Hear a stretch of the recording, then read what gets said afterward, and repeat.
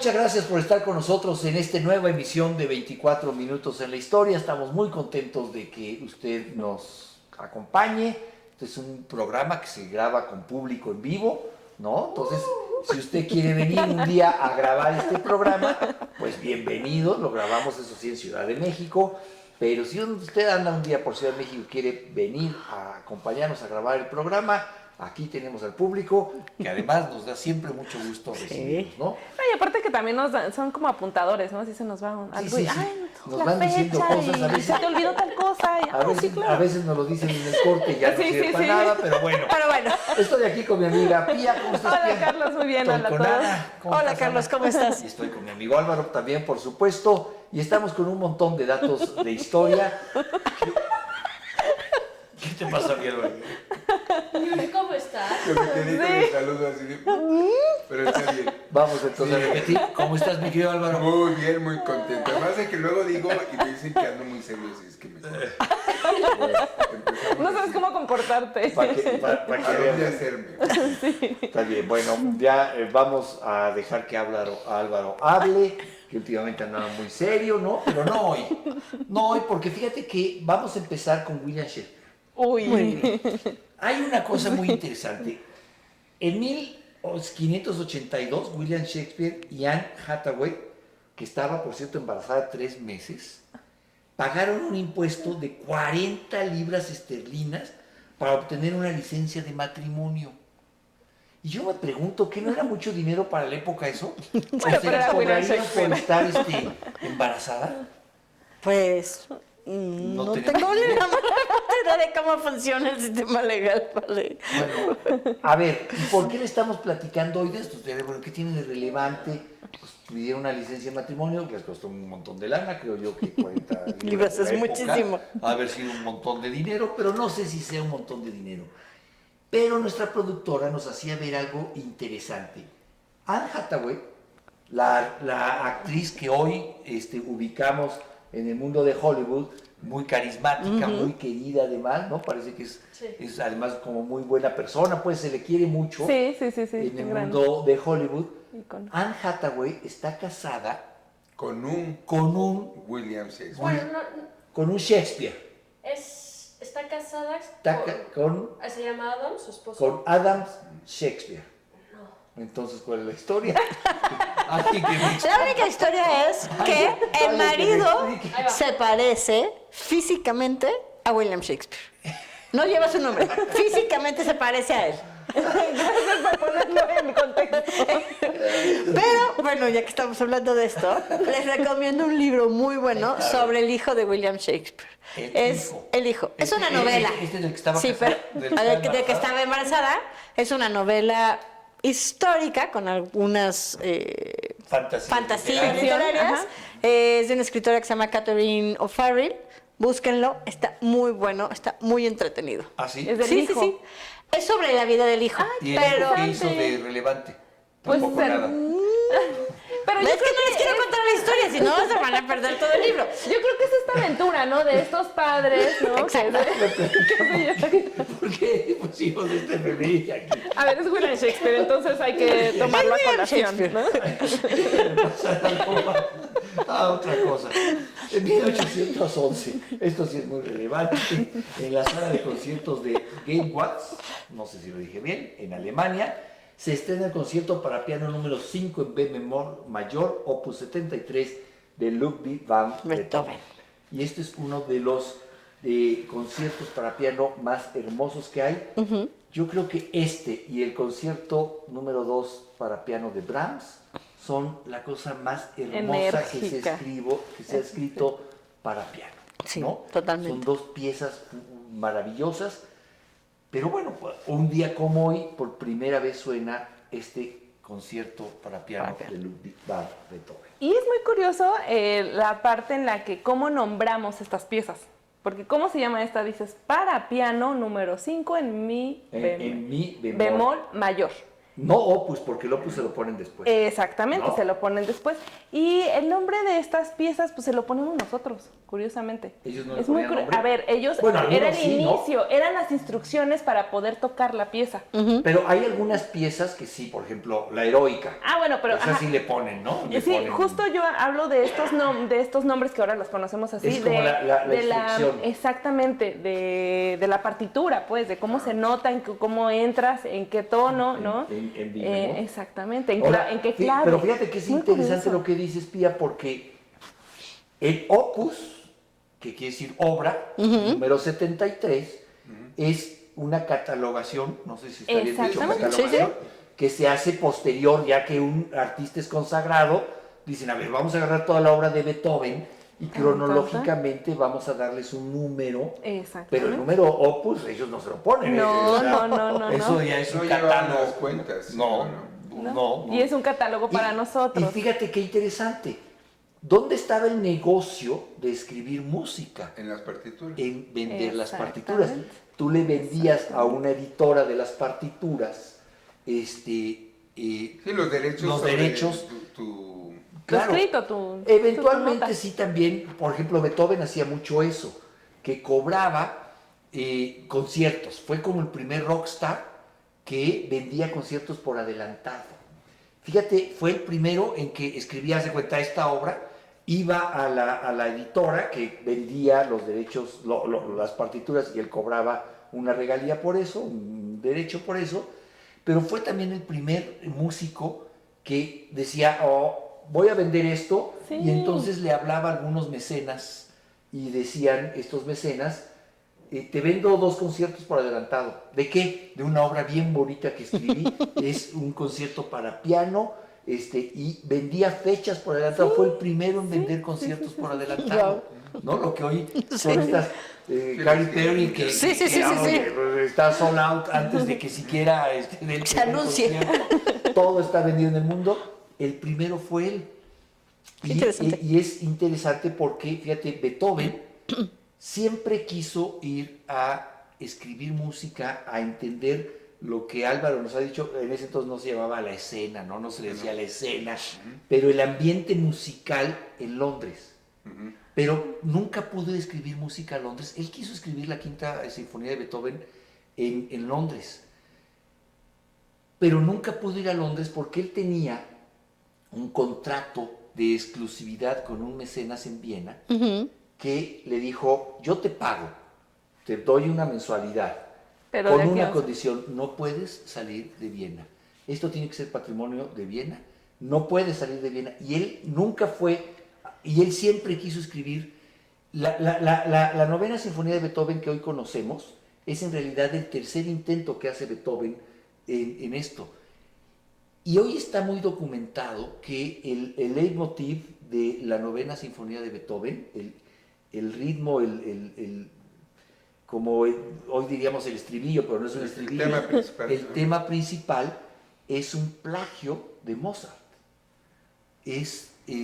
Toma un tema de Mozart, lo evoluciona mucho tiempo, la parte coral es lo último que escribe, pero él quería ir a terminar esto en el ambiente musical de Londres y nunca se puede porque su contrato Era para Viena. Era para Viena, ¿no? Entonces, bueno, pues ahí lo tiene usted para que veas que hoy hablamos de los rockstar y de que Y que se la pasan viajando por se el la pasan mundo, ¿no? viajando y que piden cosas súper extrañas cuando van Taylor a sus Swift, conciertos. por ejemplo, ¿no? O sea, Hay un, es la que hay un más viaja. músico muy famoso, a ver Álvaro, ayúdanos, Ajá. que dentro de sus excentricidades pedía, por ejemplo, puras M&M's de un color definido. Los de Van Halen. Qué cosa tan rara, ¿no? Sí, pero es que para ese momento ya se había vuelto medio como un juego.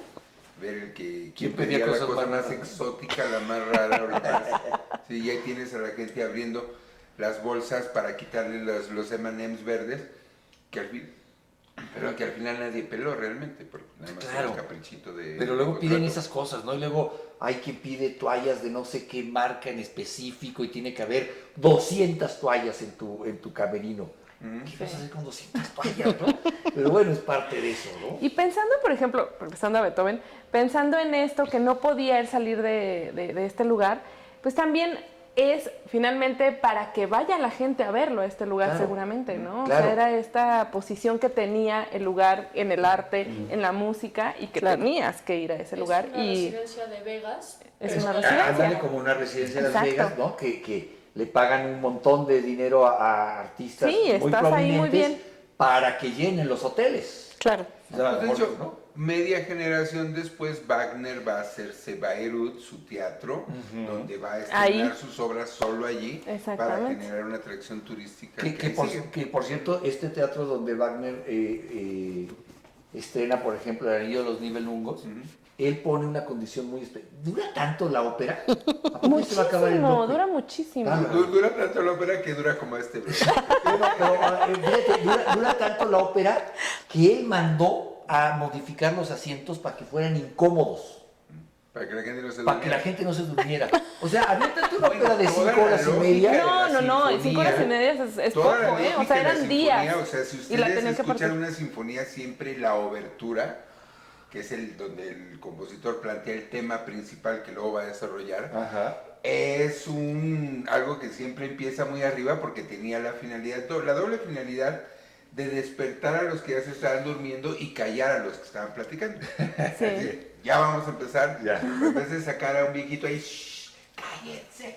No, empiézale y ya, entonces todo el mundo pone atención. Esa es la Bueno, abertura. pues ahí lo tiene usted. El mundo de la música, lo que Ahí hoy- es fascinante. Hoy decimos la Es música fascinante. clásica, ¿no? Ajá. Que es la música sinfónica, ¿no? Porque clásico es tan clásico los Beatles como Beethoven. Sí, ¿no? aparte O sea, solamente es un tiempo de la es música el que tiempo, no, la ya música, Beethoven, ¿no? en Que realidad no tendríamos está que ahí. decirle como música sinfónica, no música de concierto, no sé, hay muchas formas, pero clásico no es lo correcto No. porque pues, hay muchos clásicos, todos los géneros tienen sus clásicos, ¿no?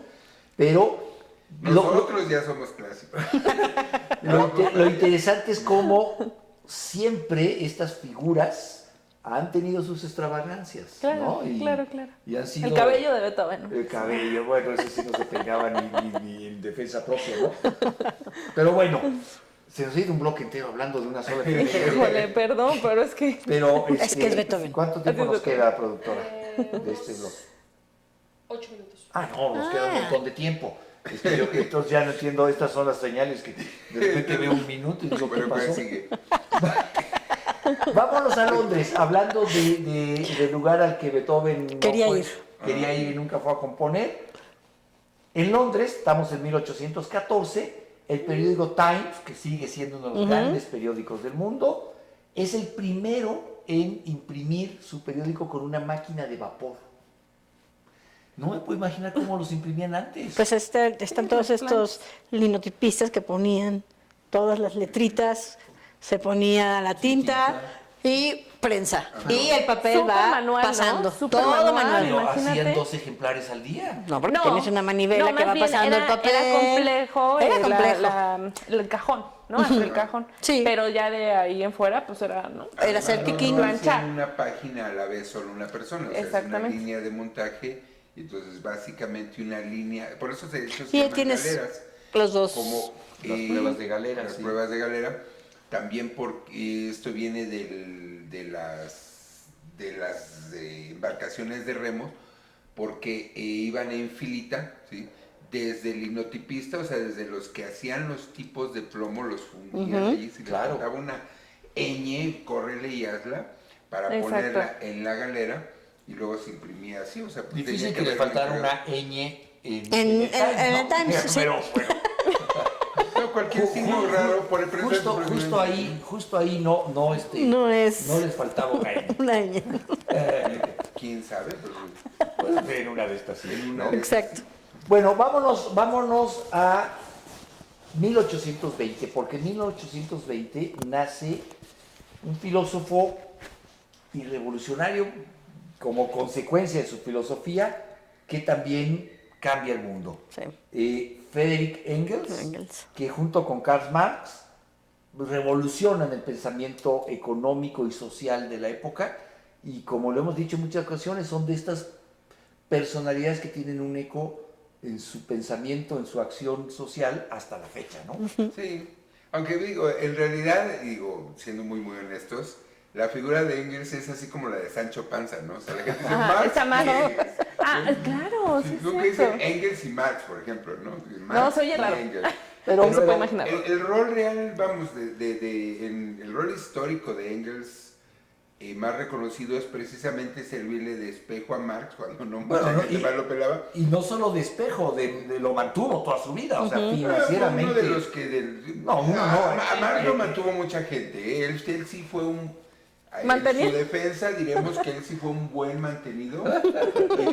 Pues, la familia de su esposa era noble, También, O sea, él fue bien mantenido, de buenas fuentes. No, también Sí. el William Morris, el de la Lars and Crafts, también fue de los que. Miren, cuando alguien es así, no estoy defendiendo a nadie, puede tener muchos mecenas, no solo uno o dos.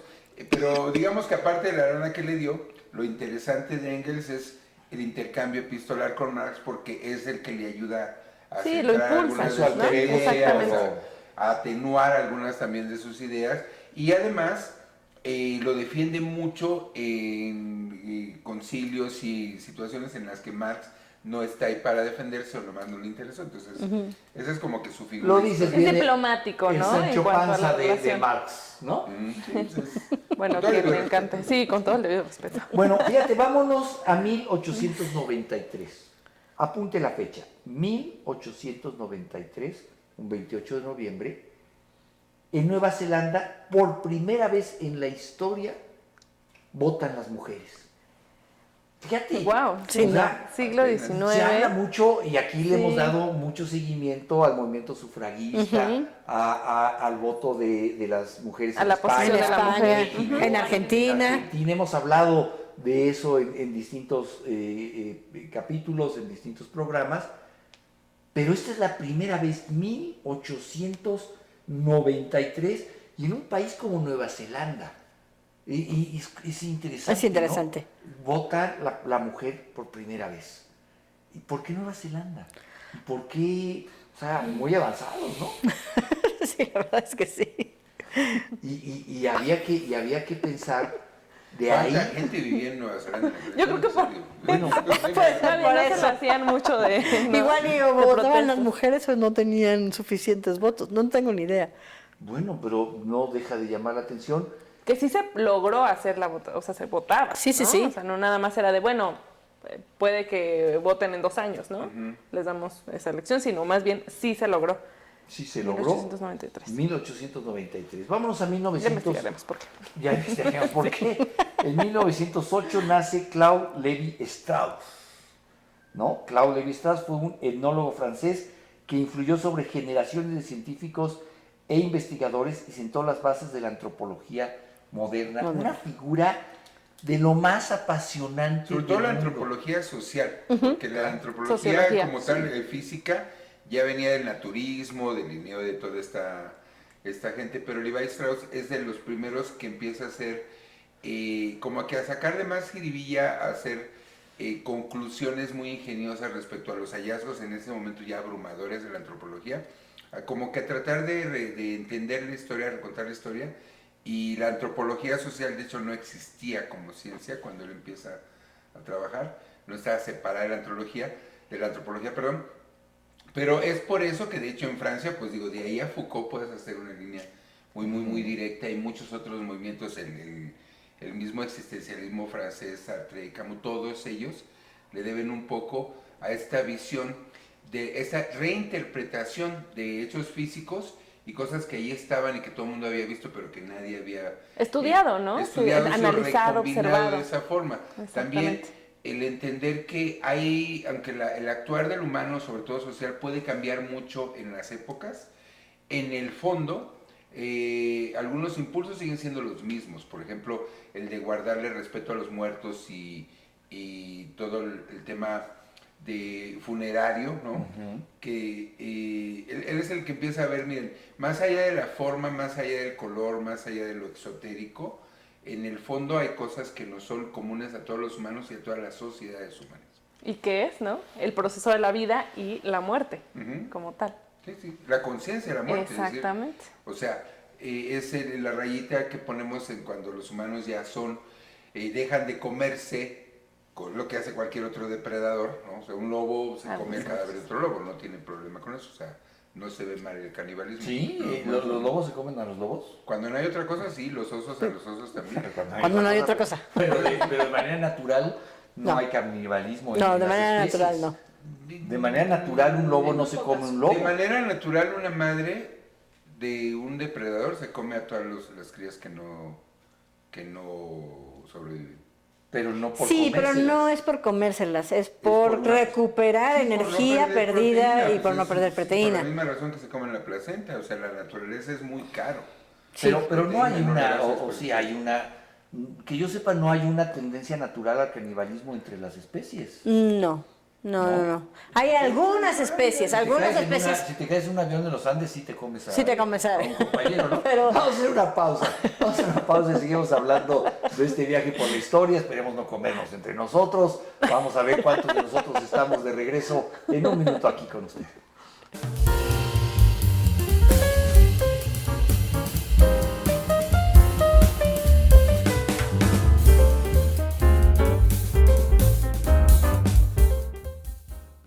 Muchas gracias por continuar con nosotros en estos 24 minutos en la historia. Estamos haciendo un viaje, la verdad es que a mí me entretiene mucho. Bueno, me entretiene mucho platicar con ustedes, porque a veces nos metemos en vericuetos que no sabemos salir. Digo, porque también hay que decírselo, no es que nosotros nos las demos de los grandes genios, simplemente nos aventamos esta aventura de la historia con usted, y algunas veces sabemos un poco más que otras. Pero bueno, pues gracias por Lo interesante acompañar. es la conversación, Sí, ¿no? sí. En Estás realidad disfrutando. leemos la Wikipedia muy rápido antes de empezar. y vemos que nos acordamos todavía. Tenemos No. No, ¿sabe qué es lo increíble de esto? Que tenemos juntas de formación, tenemos una junta de preproducción en la que revisamos y entonces sacamos datos, investigamos y luego grabamos. Y aún así tenemos bloopers. Nada de esto nos llega. No sé para qué tanta junta. Pero bueno, hay cosas que sí sabemos. Por ejemplo, 1911. De nuevo, 1901, época revolucionaria. Época revolucionaria. Emiliano Zapata proclama el Plan de Ayala en el que se reivindican los derechos de los campesinos, la famosa Tierra y Libertad. Tierra y Tierra y libertad. libertad. Sí, que venía dentro de su lema y dentro de sus ideales de Zapata y los zapatistas, que ellos luchaban por esta tierra, por esta seguridad y por que se les regresaran las tierras que mucho tiempo, desde la Nueva España hasta todo siglo XIX, pues no estaban, ¿no? O no estaban ocupadas, o las ocupaba obviamente el clero, o las ocupaban los hacendados. Los hacendados. Y pues bueno, el Y campesino era... fundamentalmente era un tema, ¿no? esto de Tierra y Libertad contra estos grandes hacendados, ¿no? Claro. Que tenían hasta derecho de pernada. Sí. Que, si usted no sabe qué es el derecho de pernada, es una barbaridad. Tenían el derecho de tener la primera relación sexual con las niñas que estaban en sus tierras. Y eso es muy O sea, medieval, ¿no? Desde la época Muy feudal medieval. Es en una Europa, barbaridad. pues bueno, viene también con estas tradiciones o con estas costumbres de El España. último ¿no? estado, fíjese usted, el último estado en quitar el derecho de pernada fue después de la Revolución, poco después de la Revolución. Estamos hablando de la península de Yucatán, lo que hoy es Mérida. Ajá. O sea, bueno, Yucatán en general, hasta después de la Revolución, los grandes hacendados tenían este derecho de acostarse con las niñas que se les diera la gana, que estuvieran Sí, trabajando. porque estaban en su espacio, era ¡Qué su cosa tierra. tan terrible! Bueno, eso nos da una idea de esta enorme fuerza que cobra. Aquí Pía nos ha ayudado mucho a ir entendiendo el movimiento revolucionario, ¿no? Que no es lo mismo el movimiento revolucionario del sur con Zapata que el de Villa, que aunque En el tenía vasos norte. comunicantes, tenían realidades distintas, que el de los constitucionalistas que Claro. buscaban más un orden jurídico. Pero bueno, Legal. cuando se levanta Zapata y dice tierra y libertad, la tierra es de quien la trabaja, tiene toda la lógica bajo un momento, bueno, no un momento, una historia repetida de explotación a los campesinos. Exactamente, en nuestro muchísimos país. años, ¿no? Más de 3 siglos. Y luego esta idea o este ideal con el que van los zapatistas, después la retoma de nuevo la retoma Venustiano Carranza en su artículo 27, ¿no? De Claro. 1917. Es muy Entonces, curioso. vaya, hay mucha voz y hay mucho eco de esta idea después puesta en la cuestión legal, ¿no? Claro. O Pues jurídica. hablando 28 de noviembre de 1911, o sea, apenas es un año Sí. de que empezó el movimiento armado de la revolución, Los Madero ya movimientos, es presidente y Zapata ya se está revelando, o sea, eso significa que en 12 meses ya se ven desilusionados del movimiento revolucionario que ellos habían. Aunque Zapata, Claro. bueno, estaba luchando por lo... Nunca estuvo ilusionado con Madero, eso sí, ¿no? Sí, o sea, no. nunca. nunca. Zapata Eso es un- nunca fue maderista. Nunca. Aunque el hermano de Zapata lucha al lado Al lado de- ¿te acuerdas que Ajá. hablábamos hace unos Exactamente. programas de Felipe Ángeles? ¿No? Entonces Felipe Ángeles, el hermano de Madero, hacen frente ahí. Pero Gustavo. es que ¿sabes qué pasa? Que también aquí alguna vez lo platicamos. La historia oficial, la historia de bronce, Sí. nos plantea como un continuo, como un solo movimiento del Sí, sobre la revolucionario. mesa nos ponen a todos, la Sí, como gran si fuera el Salón de revolución. la Justicia y todo se Sí, iba. Exactamente, pero no. Sí. En realidad no, en realidad la revolución en el sur empieza por sus propios motivos. Exactamente. Sí, a este famoso encuentro de Villa y Zapata, Claro. y luego se van al Sambors, ¿no? El encuentro A y la el ópera. único, La el único ópera, encuentro. ¿no? Que están las balas, ¿no? Bueno, Se sí, supone, aunque bueno. no se ha podido Ay, no, confirmar no, sí. muy bien, ¿no? Sí, es muy Bueno, bonita A mí me historia. gusta ir a ese Lo que sí restaurante hay por es las esta balas. foto que está Ha llevado viendo usted. demasiada gente ahí como para... Pues sí, no como salga para que nada. ahora Que no, esa bala no. Cuando Pero vengan mire, a la Ciudad de mire, México, vayan a hacer. Esta foto que está usted viendo aquí es en el Sanborns. Ahí sí, en el Sanborns de los Azulejos. De los Azulejos. Ahí estuvieron. O esta otra foto, mire. Esta foto que está usted viendo aquí, en el que están en la silla La silla presidencial, presidencial y que Zapata dice, no, ¿quién es Zapata, no? ¿Quién dice, no, siente usted, compadre, no vaya a ser que me caiga el chamuco por andarme Bien sentando ahí, dicho. ¿no? Aquí. Sí. Y no se sentó, en fin. Pero el movimiento revolucionario no es uno solo y no es unificado. No luchan por lo mismo. No luchan por ¿no? lo mismo, hay muchos intereses, hay momentos que también hay que decirlo de una rapiña, de una barbarie brutal. Bandidos, se les llamaba bandidos. Claro, bueno, a ver, Villa era un cuatrero, ¿no? Sí. Se dedicaba a robar ganado por ahí, y ve por ahí también la posibilidad. Pero bueno, a final de cuentas, todo país necesita también una historia de bronce que ponga todo como en un cajoncito. estándar, ¿no? Sí.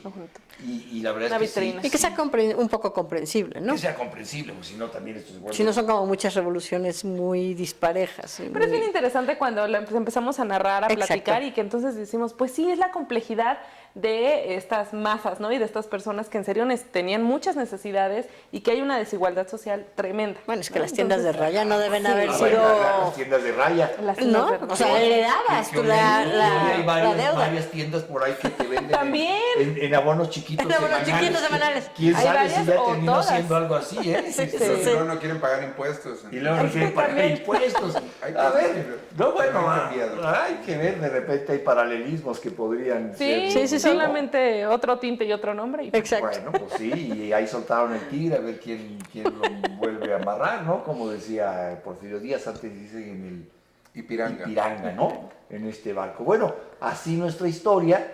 Lo cierto también es que sí, este sistema político que hoy vivimos, bueno, que hoy está cambiando, pero que vivimos durante tantos años, sí es un resultado de la revolución. Luego Es vinieron cierto. los presidentes revolucionarios y había que presumir tus blasones en la revolución para estar en la política, ¿no? Bueno, hasta que llega Alemán y cambia las cosas. Pero bueno, ya estamos en otra cosa. Nos quedan 3 minutos, pero hay algo de lo que quiero que platiquemos porque a mí me parece muy importante. Mira, en 1930 en España, Ortega y Gasset, este filósofo español, publica su famoso libro La rebelión De las masas. Y Ortega Gasset sí hay un profundo pensamiento sobre la sociedad.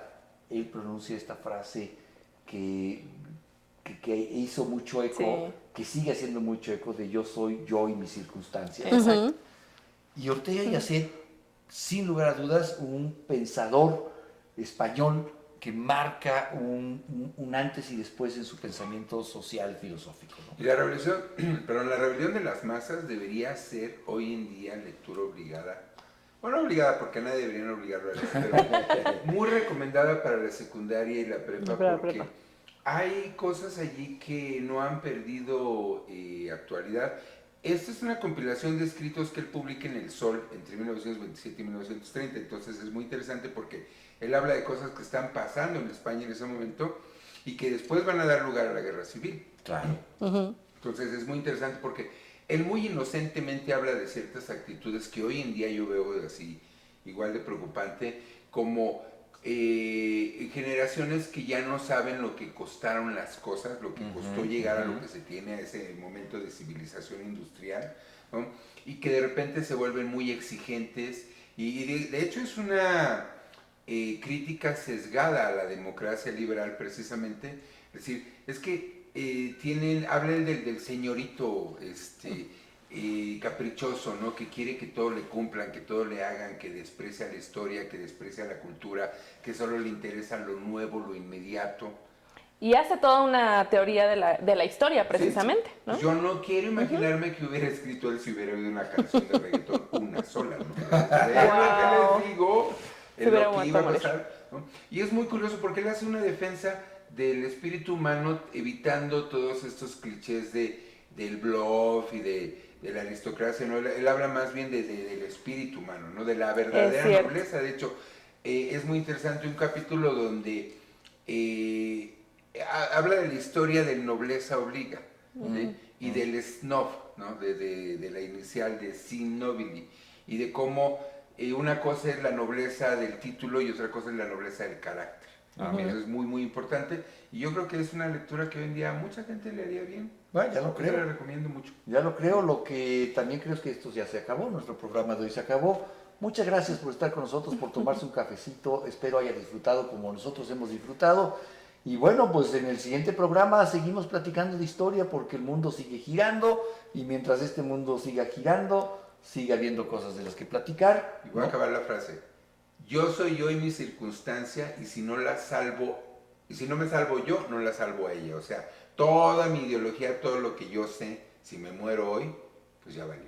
Ese es lo que lo define. Nos quedamos con eso, nos quedamos con la participación. Muchas gracias. Gracias, Carlos. Pía, muchas gracias, Ana. Gracias. Muchas gracias, Álvaro. Mañana seguimos platicando de historia. Muchas gracias a usted por acompañarnos.